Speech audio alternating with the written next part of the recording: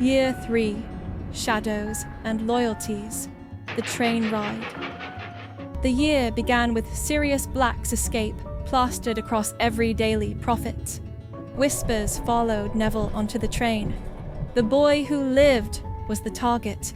Ron was less hostile now. He still remembered Neville saving Ginny. Even Harry, though sharp-tongued, kept his barbs shorter, less cruel. It wasn't friendship, but it wasn't open war anymore either. Draco, though, had hardened. He sat across from Neville in the Slytherin compartment, cool as winter glass. "Don't expect me to thank you for what happened last year," he said. "You called my father a murderer." Neville met his gaze. He put a cursed diary into Ginny's bag. "That's the truth." Draco's fists clenched, but he said nothing more. The silence between them was louder than shouting. Pure, awkward vibes. The Marauder's map. Weeks into term, Fred and George cornered Neville in the room of requirement. "You've got guts," Fred said, "taking down a basilisk." "Saved our sister," George added. "So here, something that'll keep you alive."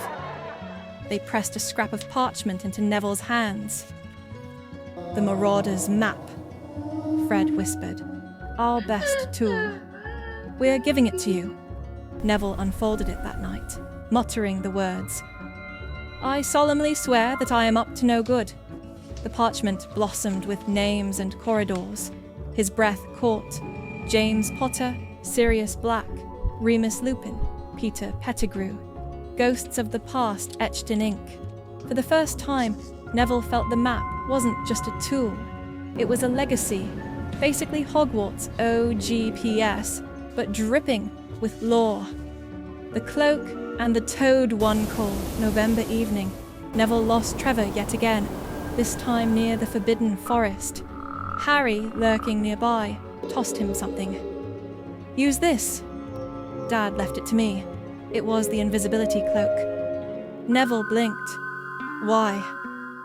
Harry scowled. "Because if you get caught again chasing that toad, you'll lose house points, and I'm sick of the drama." "Just take it."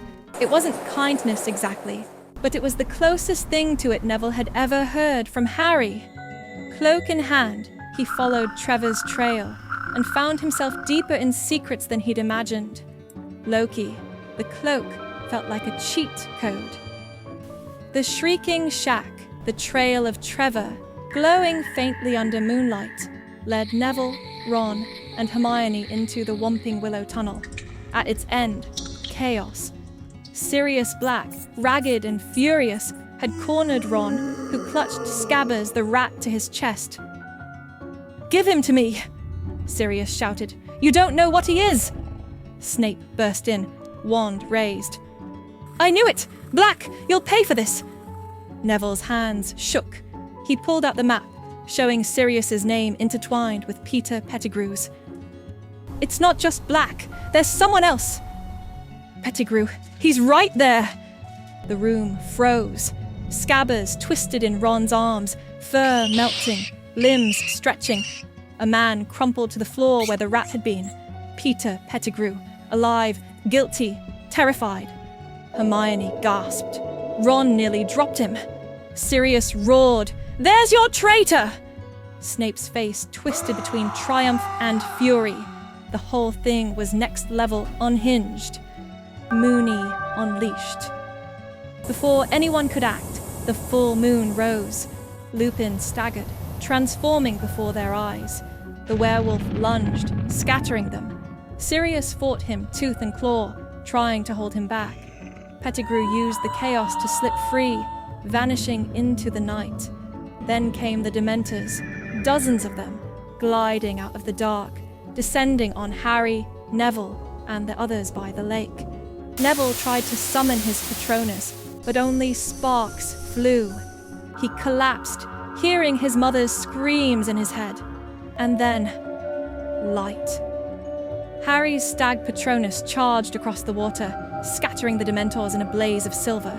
When Neville opened his eyes, he saw Harry standing tall, wand alight, stag gleaming in the mist. For once, Neville felt small, not mocked, not belittled, just overshadowed, like Harry had just dropped a main character moment that broke the server. Aftermath and mentorship. When the dust settled, Sirius Black was neither murderer nor madman to Neville, but a broken godfather figure desperate to make amends. In stolen meetings by the fire in the Shrieking Shack ruins, Sirius spoke to Neville about courage, loyalty, and the danger of living only to meet others' expectations.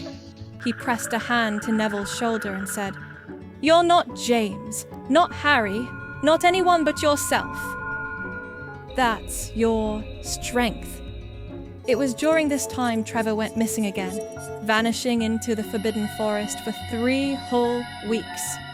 Neville searched frantically, fearing he'd been lost for good. But one dusky evening, Trevor returned, croaking lazily with a tiny silver leaf clamped in his mouth. Sirius's eyes widened. "That's impossible." "That plant's been extinct since the Founder's era. The leaf would later prove critical, forming the base of a rare counter potion Neville would use against dark curses in future battles." Sirius chuckled, shaking his head. "That toad of yours. He's the most Slytherin creature I've ever met. Always scheming, always one step ahead." Neville stroked Trevor's head, not sure whether to laugh or shiver. Dude was giving major side quest energy. Year-end wrap. Sirius Black escaped again, leaving Neville with a single promise. "You're stronger than you think. You'll need to be." Ron clapped Neville's shoulder. "You saved Ginny. You helped save me. Don't forget that even Harry awkwardly muttered, 'Thanks for the map thing.'" But Draco? Draco stayed distant, the rift yawning wider. Neville caught him watching once in the Slytherin common room. His look was sharp, conflicted, almost pained, but he turned away without a word. Neville ended the year with a cloak, a map, a broken bond, and a toad who was clearly more than he seemed.